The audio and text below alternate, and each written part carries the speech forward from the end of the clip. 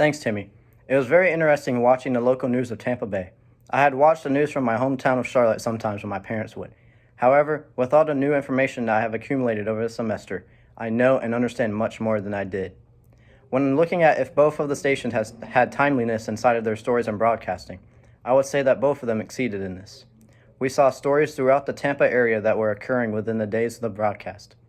Not only did both broadcasts have timeliness included in their stories, they also were very easy to understand what was going on.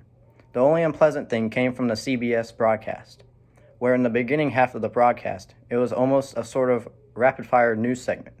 I liked that they showed fun facts about the stories they were talking about, but it just seemed too much to take in all in a small amount of time. I understand how this would be beneficial for people that are multitasking, though.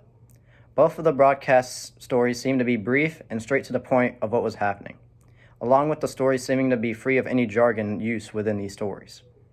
If I was multitasking by doing laundry or homework, I would be able to listen to the news and have the ability to understand the news that these networks are presenting. In other words, the broadcast did a nice job in making it easy for people to understand the news that they were listening to, even if they were not directly paying attention to the actual news at that time. Along with this, finally, the broadcasts were both very conversational. They were speaking of the events that were taking place at the time that they were relevant. Stories that two people that could end up having a conversation about during the news network broadcast or even after it occurred. Back to you, Timmy, in the studio.